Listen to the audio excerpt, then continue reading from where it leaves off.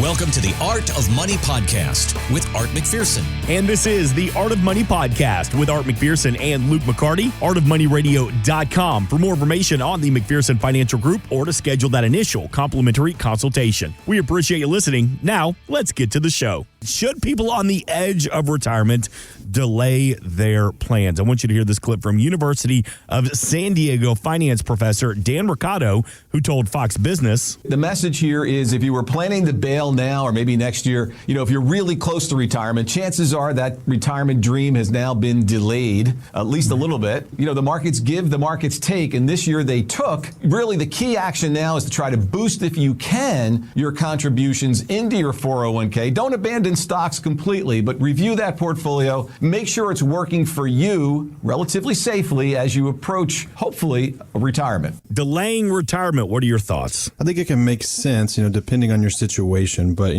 going back to that interview, right, it really depends where your assets are invested. And if you're this close to thinking about retirement, you should have a lot less market risk than you used to. So right now, the 7 stocks of the S&P 500 are really holding up the market.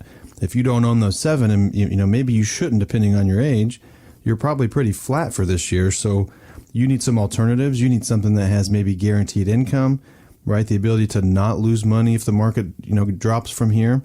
So, we've had clients who are delaying retirement, right? They don't want to retire in this environment. They don't want to retire in the potential upcoming recession. But it really depends on your plan. I sat down with a client last week who was thinking that.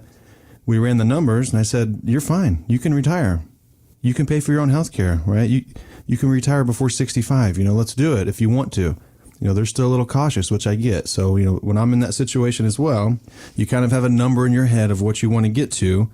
And if you're not there because of last year, maybe it's okay to keep working, but the longer you work, the less years you have in retirement. So make that decision wisely. Mm-hmm. And one of the things too, Mark, about delaying retirement, and I don't think a lot of people think about this, if you're retiring at traditional retirement at age of 65, and we see it with our clients here at McPherson Financial Group, you basically have 10 travel years where you can do things that are physically involved, right? So maybe you want to hike in the Grand Canyon or even ride a burro or horse down the Grand Canyon.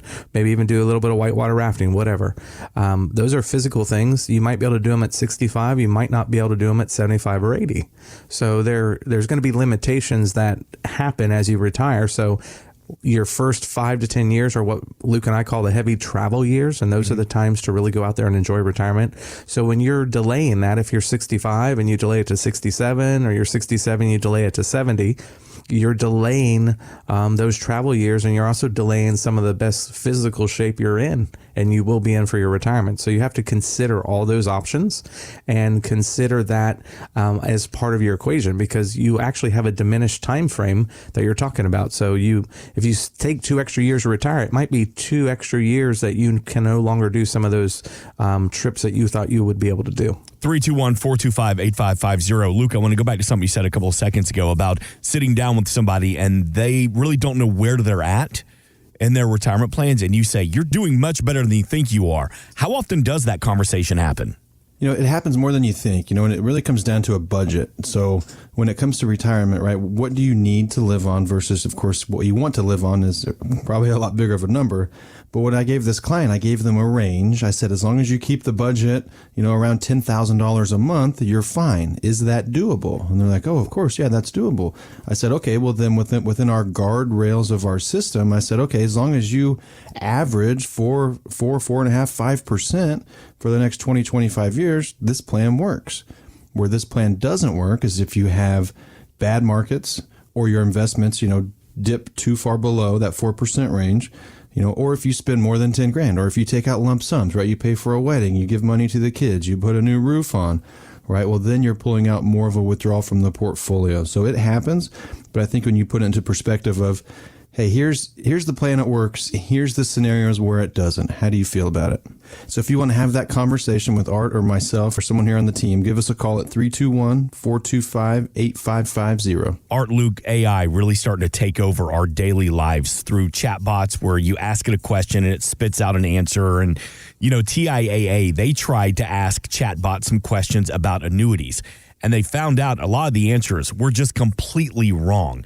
So I want to talk about annuities here for a second because the landscape is ever evolving on how it's a good source of guaranteed income in retirement. But do you see a time when AI does all the heavy lifting when making a decision about what annuity would work best for us?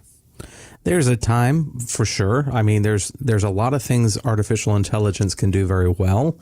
It can organize data. It can actually write information about different items and topics. The problem with AI is wherever it's gleaning that information from, it's getting its limited resources from wherever it's pulling it from. Doesn't mean it's exactly the correct information that applies to the circumstance. A lot of tax planning, if you think about it in terms of taxes, is the same way. You have to ask some questions because if you're in TurboTax and you go to one tab, it'll drop down to this, you go to another tab. But a lot of times there may be more tabs available to you, but if you don't know where they are or the right question to ask, it doesn't give you that information. So kind of the same thing with AI. So there's a lot of things that Luke and I do on a one-to-one basis with our clients, and we go through things and we talk through things. And there's a lot of information that comes out that would never have come out if you're just trying to do TurboTax, or if you're just trying to do kind of a robo advisory form, or just trying to do a generic asset allocation form. There's a lot more to financial planning than that. So it's very limited in some ways. Some ways it's very helpful, but in other ways it is just very limited. Yeah, and from AI, kind of looking at the annuity structure, that's where Art is right. It depends where that information's coming from, because there's hundreds of insurance companies. There's thousands of different annuities, and right now Art and I, we like about 5, 6, 7 of them out of all of those, and we can use any annuity company, any insurance company we want to. We do a lot of research on them all the time. There are pros and cons of a lot of them, but thinking of the downside potentially is maybe something that's too long term and you can't get out, right? You got to be careful of that. And of course, the good news is on most annuities, right, you can't lose money, or you have a buffer to the downside, or you have guaranteed income. So how we utilize those here at McPherson Financial Group is we take them as a piece of the pie, right? It can't be the whole pie, right? You can't put your whole pie into Apple stock.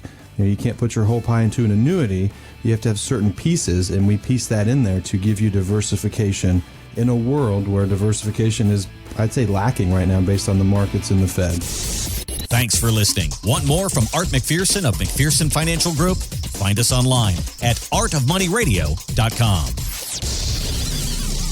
We are an independent financial services firm helping individuals create retirement strategies using a variety of financial and insurance products to custom suit their needs and objectives. Securities offered through World Equity Group, Inc., member FINRA and SIPC, a registered investment advisor. Investment advisory services offered through ProStatus Group, LLC. McPherson Financial Group and ProStatus Group, LLC are separate entities and are not owned or controlled by World Equity Group, Inc. Exposure to ideas and financial vehicles discussed should not be considered investment advice or recommendation to buy or sell any financial vehicle. Past performance is not a guarantee of future results. Investments can fluctuate and when redeemed may be worth more or less than when originally invested. Investment financial professionals are not licensed in all 50 states. Art McPherson is not affiliated with nor endorsed by the Social Security Administration or any other government agency and does not provide legal or tax advice. Please consult with your attorney, accountant, and or tax advisor for advice concerning your particular circumstances. Annuity guarantees rely solely on the financial strength and claims paying ability of the issuing insurance company. By contacting us, you may be provided with information about insurance and annuity products offered through Arthur McPherson. Florida Insurance License number A174. 725.